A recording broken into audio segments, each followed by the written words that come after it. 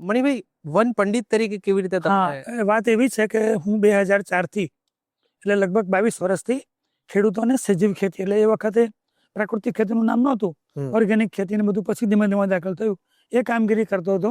એ દરમિયાન 2011માં મને અમારા વન વિભાગને ડોક્ટર જગદીશ પ્રસાદ સાહેબનો ભેટો થયો અને એમણે કીધું કે અમારી સામાજિક વનીકરણની જે યોજના છે એને લાગુ કરવી છે. એટલે અમે 2011થી શરૂ કર્યું અને 2013-14થી દર વર્ષે ખેડૂતોને અમે 1 કરોડ ઝાડ વવડાવીએ છીએ. અચ્છા, વાર્ષિક 1 કરોડનો લક્ષ્યાંક પૂરો કરીએ છીએ ગુજરાતના ખેડૂતોને. હવે અમે પહેલા ખેડૂતો પાસે સીધા નથી ગયા. ખેડૂત અમારું વાત માને શું કામ? અમે એવું સમજાવીએ કે તમે જે કિલ્લા ચાલુ ખેતી કરો છો એટલીસ્ટ ઓછામાં ઓછું 25% તમને નફો વધારે મળવો જોઈએ ખેડૂતને, 25% એની ખર્ચો ઓછો થવો જોઈએ અને 50% લેબર એટલે મજૂરી ઓછી થાય એવું અમે શોધી કાઢી અને એવી ખેતી કરાવી. એટલે 2014થી અમે દર વખતે 1 કરોડ ઝાડ વાવતા હતા. હવે બન્યું એવું કે ડોક્ટર જગદીશ પ્રસાદ સાહેબ 2017માં એ નિવૃત્ત થવાના હતા. ત્યારે વન વિભાગના મોટા મોટા અધિકારી સાથે અમે બેઠક કરી અને કીધું કે સાહેબની યાદમાં આપણે કંઈક નવું કરીએ, વિશેષ કરીએ. એટલે અમે 2011 સાહેબની યાદમાં એટલે સાહેબને યાદગીરી માટે, સ્મૃતિ માટે એટલે રિટાયર થવાના એ નિવૃત્ત થતા હતા. એમણે બહુ સરસ કામગીરી ગુજરાતમાં કરેલી. વાહ. તો એમની યાદગીરી રહે. અને કયા હોદ્દા પર હતા?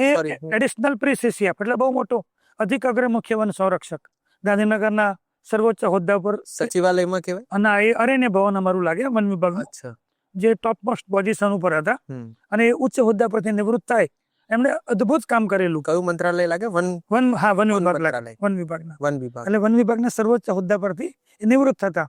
એટલે વન વિભાગના ઘણા બધા, હું 15 વર્ષથી કામ કરું એટલે ઓળખીતા મિત્રો પરિચય હોય. એટલે બધા સાહેબો સાથે અમે વાત કરી કે એમને એક યાદગીરી માટે આપણે કંઈક વિશિષ્ટ કામગીરી કરીએ. એટલે 2017માં અમે લોકોએ મલબારી લીમડા, જેને મિલિયા ડુબિયા પણ કહેવાય, કારણ કે 2014 પછી ગુજરાતના ખેડૂતો બધા જ નીલગીરીની પાછળ પડેલા. હવે વધુ વાવેતર થઈ જાય અને વાપરનાર ઓછા હોય તો બી ખેડૂત ફસાઈ જાય. એટલે ખેડૂતોને બચાવવા માટે અમે વૈકલ્પિક રીતે મલબારી લીમડા, અને મિલિયા ડુબિયા પણ કહેવાય, એ વાવેતરનો લક્ષ્યાંક 1 કરોડનો અમે પૂરો કર્યો ગુજરાતમાં. અને એની માટે થઈને અમને એ વખતના, અત્યારે તો સ્વર્ગીય રૂપાણી સાહેબ છે, એમના હસ્તે અમને સાબરકાંઠા જિલ્લામાં પાલ પોલો ગ્રાઉન્ડ પાલ છે, ત્યાં અમને પાલ પોલો ગ્રાઉન્ડમાં વન પંડિત એવોર્ડ આપવામાં આવેલો. ત્યારે 1 કરોડ અમે વૃક્ષનો લક્ષ્યાંક પૂરો કરેલો હતો મલબારી લીમડાનો. નીલગીરી તો 5 કરોડ કહેવાય, કારણ કે એટલી જમીનમાં 5 ગણી વાવાઈ જાય.